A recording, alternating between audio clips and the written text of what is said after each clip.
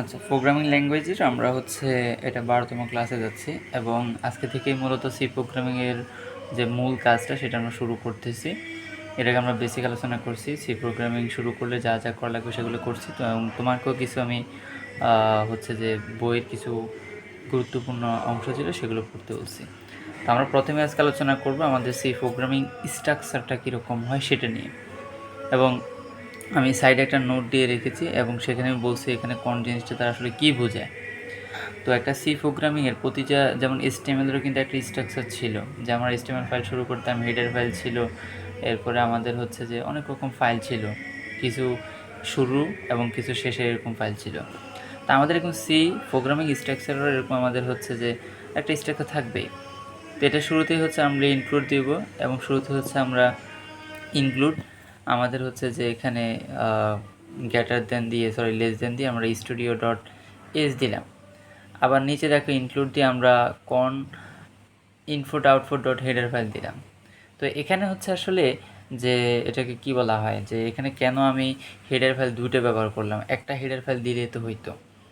তো বুঝতেই পারতেছো দুইটা হেডার ফাইল, এটাও একটা হেডার ফাইল, এটাও একটা হেডার ফাইল, দুটাই কিন্তু হেডার ফাইল। হ্যাঁ, দুটো হেডার ফাইল দেওয়ার কারণ এই হেডার ফাইল কখন হয়, যখন আমরা স্ট্যান্ডার্ড যে ইয়েগুলো আছে, যে ইনপুট আউটপুটগুলো আমরা নিব, প্রিন্ট অ্যাপ বা স্ক্যান অ্যাপ, তো এগুলো যখন নিব তখন এটার জন্য এটা। আর যখন আমরা গেটস বা জিইটি গেট বা জিইটি এস যখন ব্যবহার করব তখন সেক্ষেত্রে আমরা কন input output dot header file ব্যবহার করব। যাক, আমরা সেদিকে পড়া যাচ্ছে, এগুলো আরও বলবো, সমস্যা নেই।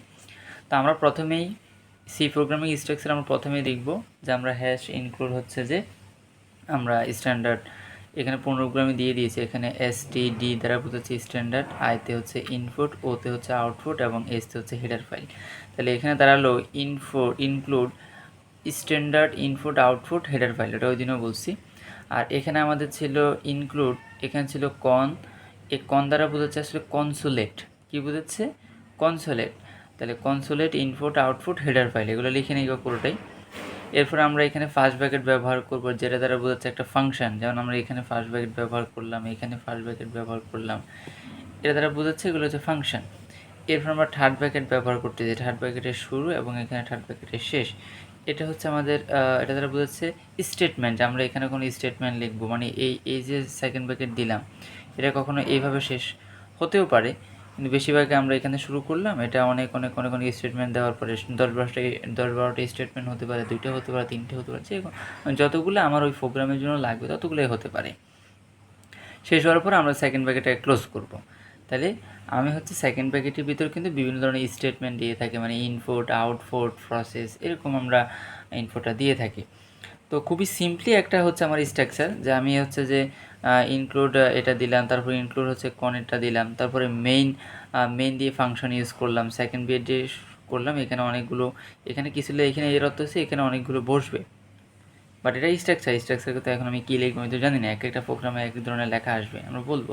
কিন্তু এটা আমার মূল স্ট্রাকচার এবং খুবই সহজ, দুবার লিখলে তুমি দেখো তুমি পারতেছো লেখাটা। এবং যদি আমি কখনো থার্ড ব্র্যাকেট ইউজ করি, থার্ড ব্র্যাকেট ইউজ করলে সেখানে সেকেন্ড ব্র্যাকেটের পরিবর্তে আমি যদি থার্ড ব্র্যাকেট ইউজ করি, তো কখন এটা ইউজ করবো, যখন আমরা অ্যারে আসবে, আমাদের অ্যারো একটা সি প্রোগ্রামিংয়ের কাজ আছে, সেটা আমরা দেখবো, সমস্যা নেই। তো তাহলে আমাদের এখানে মেইন দিয়ে আমরা শুরু করলাম, দেন সেকেন্ড ব্র্যাকেটের ভিতরে আমরা বিভিন্ন ধরনের স্টেটমেন্ট দিব এবং শেষ করার আগে আমরা গেটস নামক যে ফাংশনটা আছে সেটা বসিয়ে দেব। তো এই ছিল আমাদের সি প্রোগ্রামিংয়ের স্ট্রাকচার এবং এটা খুব ভালো করে দুইবার লিখবা, অবশ্যই দুইবার লিখবা। দেন আমরা আসি হেডার ফাইলটা কি। আমরা এই যে এখানে ডট যে এস লেখা ছিল, আমরা এখানে বলছি এটা header file. What is header file? এখানে বলছে সি প্রোগ্রামিংয়ের যে সকল ফাইলের বর্ধিত নাম ডট এজ তাকে হেডার ফাইল বলা হয়। অর্থাৎ তুমি যদি ডট দিয়ে সি প্রোগ্রামিংয়ের কোনো অংশ যদি ডট দিয়ে লেখো, তাহলে ডট দিয়ে যে অংশটা বর্ধিত করতেছো সেটাই আসলে হেডার ফাইল। যেমন .com, .mail, এরকম যে কোনো কিছু থাকবে সেটা আমাদের হেডার ফাইল। তাহলে হেডার ফাইল সমূহ 4 ধরনের হেডার ফাইল আমরা দেখব। একটা standard input output dot header file. এগুলো কোনগুলো? এগুলো scan app, print app. Scan app আমার ইনপুট একটা ফাংশন এবং প্রিন্ট অ্যাপ আউটপুটের একটা ফাংশন। এরপর ম্যাথ হেডার ফাইল, তো সেটা যে স্কোয়ার, সাইন, কস, ট্যান, পাওয়ার। এই ক্ষেত্রে আমরা ম্যাথ ডট হেডার ফাইলটা, এই হেডার ফাইলটা ইউজ করব। এরপরে হচ্ছে গ্রাফিক্স। আমরা যখন কোনো ছবি অ্যাড করতে চাচ্ছি কোনো সি প্রোগ্রামিংয়ের জন্য, বা ছবির প্রোগ্রাম তৈরি করতে চাচ্ছি, সেই ক্ষেত্রে আমরা এই গ্রাফিক্স ডট হেডার ফাইলটা ইউজ করবো। এটা যে কোনো ছবির জন্য আর কিছু লিখলাম না।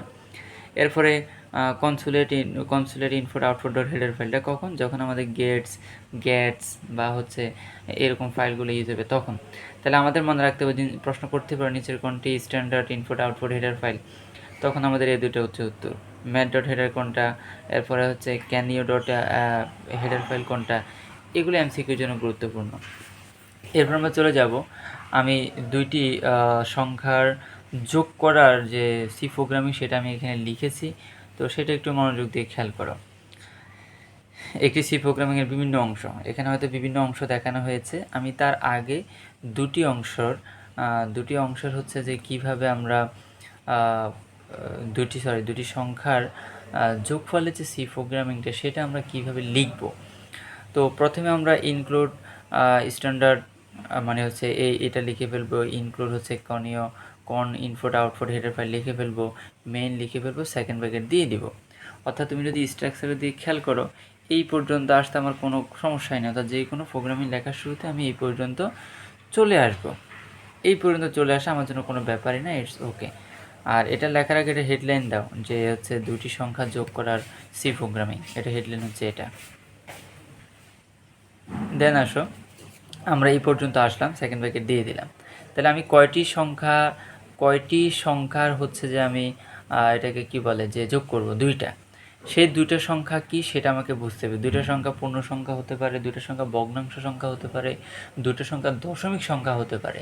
তো সংখ্যার উপর ভ্যারি করে কিন্তু এই যে এখানে আমরা কিওয়ার্ডটা মানে ব্যবহার করি সেটা পাল্টে। অর্থাৎ তুমি যদি ভগ্নাংশ সংখ্যা নাও, তুমি যদি দশমিক সংখ্যা নাও, তুমি যদি পূর্ণ সংখ্যা নাও, প্রতিটার উপর বেস করে আমার এখানে একটা হবে। তুমি দশমিক সংখ্যা নিলে এখানে প্লট হবে, তুমি পূর্ণ সংখ্যা নিলে এখানে আমার ইন্টিজার হবে, মানে আইএনটি হবে। তো এই জিনিসগুলো তোমাকে আসলে ধরতে হবে। তো আমি এখানে প্রথমে বলতেছি দুটি সংখ্যা বলতে দুটি পূর্ণ সংখ্যা। তাহলে দুটি পূর্ণ সংখ্যা যোগ করার আমার হচ্ছে সি প্রোগ্রামিং হেডলাইন, এটাও দিতেই পারো। তো সেক্ষেত্রে আমরা এই পর্যন্ত আমাদের যে কোনো প্রোগ্রাম আমরা লিখব। তারপরে আমি যেহেতু দুটি সংখ্যার কি করতেছি, আমি যেহেতু দুটি সংখ্যার হচ্ছে যে যোগ করব, সেই ক্ষেত্রে আমি ওই দুটি সংখ্যা তো ডিক্লেয়ার করতে হবে। আমি তো জানি না দুটি সংখ্যা কী কী। সেই ক্ষেত্রে আমি দুটি সংখ্যা হচ্ছে ডিক্লেয়ার করলাম যে ইন্ট দিয়া, কি দিয়া, ইন্ট দিয়া, মানে আমার ডাটা টাইপটা ইন্ট, মানে বোঝাচ্ছে আমি যে দুটি সংখ্যা নিব তারা হচ্ছে পূর্ণ সংখ্যা। সে দুটো সংখ্যার মধ্যে একটা সংখ্যা নিলাম এ, কমা দিব, আরেকটা সংখ্যা নিলাম বি, কমা দিলাম। এখন দুইটা ইন্ট লেখে আমি এ এবং ভি দিব, মানে এ কমা ভি দিব, কিন্তু আমি কমা দিয়ে সাম লিখলাম কেন?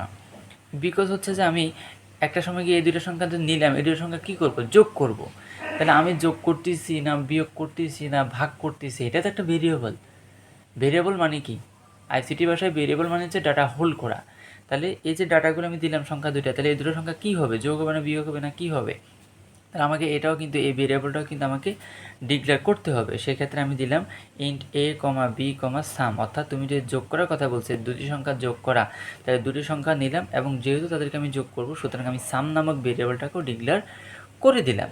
এবং অবশ্যই একটা সি প্রোগ্রামের প্রতিটা লাইন লেখার শেষে তোমাকে সেমিকোলন ব্যবহার করতে হবে, না হয় তোমার যে এটা রান করবে না, প্রোগ্রামটা রান করবে না। দিলাম। এরপরে হচ্ছে আমি দুটো সংখ্যা তো ডিক্লেয়ার করলাম, এগুলো কী করলাম, ডিক্লেয়ার, কিন্তু এগুলোর মান তো নেই নাই। এই যে আমি এ বি বা সাম আমি নিলাম, বা বিশেষ করে এ বি নিলাম, এ বি যে সংখ্যা দুটো মান তো আমি ডিক্লেয়ার করি নাই। তো সেই ক্ষেত্রে আমি বলবো প্রিন্টএফ। কি বলবো, প্রিন্টএফ। এই প্রিন্টএফটা হচ্ছে তুমি দুটো সংখ্যার কি নিচ্ছ, মান নিচ্ছ। তাহলে আমি দুটো সংখ্যা ডিক্লেয়ার করলাম, করার পর আমি যদি মান নিয়ে থাকি, সেই ক্ষেত্রে আমাকে বলতে হবে প্রিন্টএফ। অবশ্যই এটার কি সাইন, এটাকে তোমার হচ্ছে যে ইনভার্টেড কমা যাই বলো। তো ইন্টার দ্য ভ্যালু অফ, মানে তুমি দুটো সংখ্যা যে নিছো এ বি, তো ইন্টার দ্য ভ্যালু মানে তাদের ভ্যালু নিবা। Enter the value of A comma B equal দিয়ে এরকম হচ্ছে যে দিয়ে দিবা, মানে হচ্ছে যে কমাটা আছে ইনভার্টেড কমা, সেটা দিয়ে দিবা। এখানে আর কোনো কাজ নাই, এবং অবশ্যই সেমিকোলনটা দিতে হবে। এরপরে কাজ হচ্ছে, তুমি যে দুটো সংখ্যার মান নিচ্ছ, তোমাকে তো মানে দুটো সংখ্যার মান নিয়ে ফেলছে, এখন তো তুমি যে প্রোগ্রামটা দিবে সেখানে তোমাকে তো ইনপুট করতে হবে। তাহলে স্ক্যান অ্যাপ, এটা হচ্ছে ভেরিয়েবল ডিক্লেয়ার করলাম, ভেরিয়েবল যে দুটো ডিক্লেয়ার করলাম তাদের মান নিলাম। এখন আমার মূল কাজ যে আমি ইনপুট নিব ওই দুটার। তো ইনপুট নেওয়া হয় কিভাবে? ইনপুট নেওয়া হয় স্ক্যানএফ দিয়ে। স্ক্যানএফ দিয়ে ইনপুট নেওয়ার পরে তুমি এখানে আসলে কী করবা, তুমি সংখ্যা নিচ্ছ কয়টা? 2টা।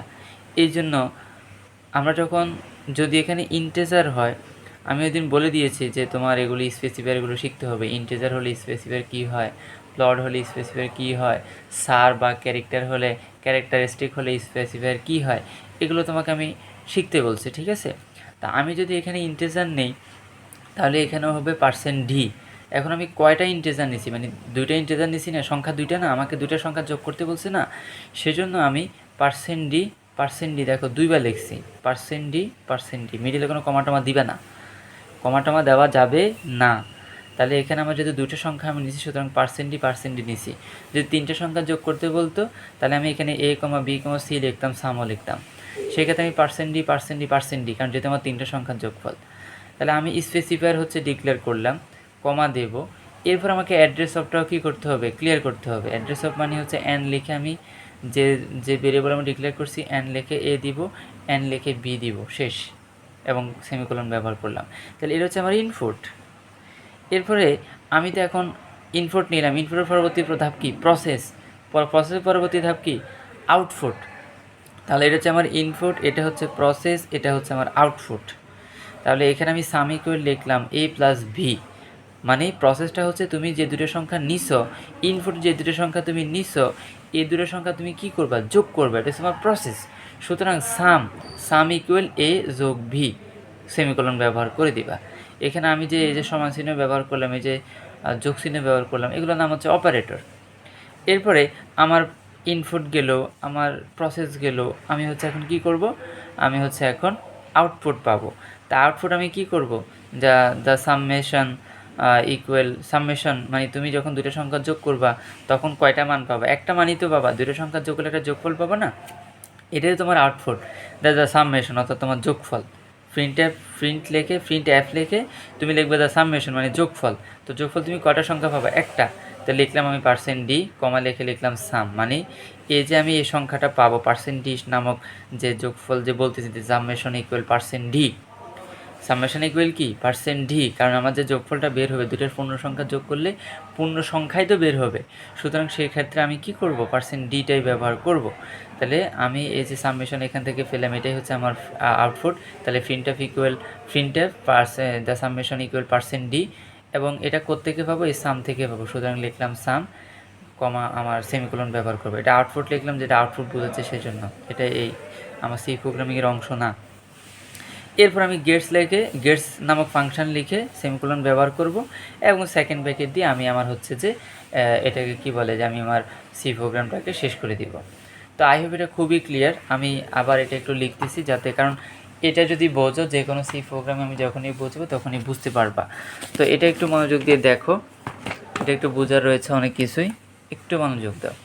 আমার প্রথমেই হচ্ছে যে আমি এখানে হেডার ফাইলগুলোকে দিয়ে দিব। তাহলে আমি লিখব ইনক্লুড আমার হচ্ছে যে less standard input output dot header file. এরপর আমি আবার হ্যাশ দিয়ে লিখব ইনক্লুড, এরপর লিখব এখানে কন ইনপুট আউটপুট হেডার ফাইল। এরপরে হচ্ছে আমি মেইন ফাংশানকে পরিচয় করিয়ে দিব। এরপরে আমি সেকেন্ড ব্র্যাকেট দ্বারা শুরু করব। এটা ফাংশনের স্ট্রাকচারের মূল, মানে প্রথম অংশটা থাকবে, এটা যেই ফাংশনই তুমি লেখো।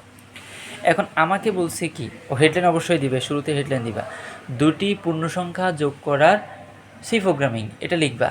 তাহলে আমি দুটো পূর্ণ সংখ্যা যোগ করতেছি, তো সংখ্যা দুটো কি? পূর্ণ সংখ্যা, এই জন্য লিখবো ইন্ট। সংখ্যা কয়টা? দুটা, তাহলে একটা এ আর একটা বি। সংখ্যা দুটো কী করবো? যোগ করব, সুতরাং আমি লিখলাম সাম, শেষ। তাহলে আমি এই লাইনে কী করলাম? এই লাইনে হচ্ছে আমি ভেরিয়েবল ডিক্লেয়ার করলাম, এই লাইনে আমি ভেরিয়েবলটাকে ডিক্লেয়ার করে দিলাম। এবং যে দুটা আমার তো ভেরিয়েবল 3টা বলতেছি, কিন্তু মূলত আমি সংখ্যা 2টা যোগ করব। তাহলে আমার সংখ্যা 2টা নিয়ে মূল কাজ, ঠিক না? যে আমি যে 2টা সংখ্যার মান জানি, আমার তো সামের মান জানতে হবে না, সামের মান তো যোগ করলে বের হবে। তাহলে আমি তো 2টা সংখ্যার মান তো আগে জানতে হবে, তারপরে না 2 যোগ করব। তাহলে এই ক্ষেত্রে আমি এই printfটা কিন্তু আমরা জানি যে আউটপুটের হচ্ছে একটা ফাইল বা ফাংশন, কিন্তু এখানে এই printfটা ব্যবহার করা হয়েছে তুমি যে দুটো সংখ্যা বলতে ভেরিয়েবল হিসেবে ডিক্লেয়ার করে দিছো যে একটা এ একটা বি, এই দুটো ভেরিয়েবলের মান তোমাকে জানতে হবে। সুতরাং তুমি এখানে বড় হাতে ছোটার কোনো ব্যাপার না, তুমি লিখবা ইন্টার দ্য ভ্যালু, একটা হচ্ছে এ একটা হচ্ছে বি। তাহলে তুমি ইন্টার দ্য ভ্যালু এ এবং বি নিয়ে নিছো, এটাকে তুমি সমানচিহ্ন দিয়ে রেখে দিবা, ঠিক আছে। এবং এখানে অবশ্যই ফাংশন ক্লোজ করে সেমিকোলন ব্যবহার করবা। তাহলে এটা হচ্ছে তুমি এখানে কী নিছো, এই যে এখানে প্রিন্টফ দিয়ে কী করছো, মানে তুমি এখানে আউটপুটে যাদের মান তুমি ইনপুট দিবা, কারণ তোমার তো এখানে ইনপুট দিতে হবে। তাহলে তুমি যে ভেরিয়েবল ডিক্লেয়ার করছো, এই ভেরিয়েবল যাদেরকে ডিক্লেয়ার করছো তাদের মান নেওয়ার জন্য এই প্রিন্টফটা ব্যবহার করা। ক্লিয়ার? এবার আমার মূল কাজ হচ্ছে যে আমি ইনপুট কাজ করব, আমি কাজ করব প্রসেস, আমি কাজ করব আমার আউটপুট। তার মানে হচ্ছে আমার আরও কি তিনটা হচ্ছে যে আমার এখানে আরও ফাংশন দাঁড়াবে। তো আমার ইনপুটের ফাংশন, তাহলে আমার এই দুইটা সব জায়গায় থাকতেছে, কিন্তু ইন্ট দিয়ে আমি এখানে যে কোনো কিছু হতে পারে, ইন্ট হতে পারে, প্লট হতে পারে। ইন্ট হচ্ছে পূর্ণ সংখ্যা সেজন্য, প্লট হবে দশমিক সংখ্যা সেজন্য, ডাবল হবে ভগ্নাংশ সংখ্যা সেজন্য। তখন তুমি দুটো সংখ্যা নিয়ে নিবা, সাম লিখে ফেলবা। আর এটা নেওয়া হচ্ছে তাদের মান ডিক্লেয়ার করার জন্য বা মান নেওয়ার জন্য। তার পরবর্তী স্টেপটাই হচ্ছে ইনপুট, প্রসেস এবং আউটপুট। তাই আমার ইনপুটের যে সেটা হচ্ছে স্ক্যানএফ ফাংশন দিলাম, সেমিকোলন ব্যবহার করলাম।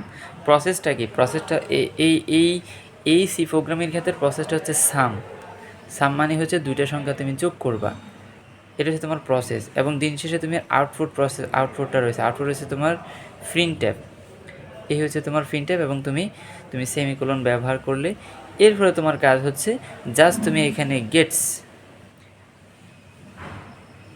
ফাংশনটা দিয়ে তুমি এটাকে শেষ করে দিছো। এই যে তুমি সেকেন্ড ব্র্যাকেট শুরু করছো, সেকেন্ড ব্র্যাকেট শেষ, তোমার সি প্রোগ্রামিংয়ে শেষ। তাহলে এখানে তুমি ইনপুট দিতে হবে, এখানে তুমি আউটপুট পাবা। তাহলে ইনপুট তুমি কি দিবা, তুমি যে দুইটা মান নিছো এ এবং বি, তুমি তাদেরকেই দেখবা। এখন তাদেরকে লিখতে হয় কীভাবে ইনপুটে, তাদেরকে লিখতে হয় যদি তারা ইন্টিজার নামক ভেরিয়েবল হয়, অর্থাৎ তারা যদি দশমিক মানে ডেসিমেল নাম্বারে, অর্থাৎ তারা পূর্ণ সংখ্যা যদি হয়, তাহলে সেক্ষেত্রে %d দ্বারা তুমি তাদেরকে লিখবা। আর যদি তোমার দশমিক সংখ্যা হইতো, অর্থাৎ তুমি যদি এখানে প্লট লিখতা, তাহলে তোমাকে লিখতে হইতো %f। আর যদি তারা হচ্ছে তোমার ডাবল হইতো, অর্থাৎ তারা যদি ভগ্নাংশ সংখ্যা হইতো, তাহলে তুমি লিখতা পার্সেন্ট হচ্ছে আমার এটা কী বলে %d, এভাবে লিখতা। এটা হচ্ছে তোমার কি স্পেসিফায়ার তুমি ডিক্লেয়ার করছো। স্পেসিফায়ারটাকে এই ইনভার্টেড কমাগুলোর ভিতরে রাখতে হয়। তারপরে তোমার কাজ হচ্ছে এখানে অ্যাড্রেস অফ মানে অ্যান্ড এ, আবার আরেকটার জন্য কি অ্যান্ড বি, অর্থাৎ তুমি ভেরিয়েবল ছিল একটা এ একটা বি, অর্থাৎ অ্যান্ড এ অ্যান্ড বি তুমি লিখে ফেলছো।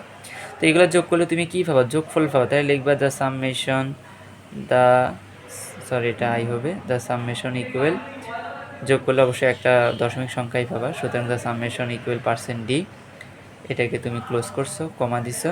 এটা কোত্থেকে পাবা, এই সাম থেকে পাবা, শেষ। তাহলে খুবই সহজ একটা সি প্রোগ্রামিং দিয়ে দুটো সংখ্যা কীভাবে যোগ করব।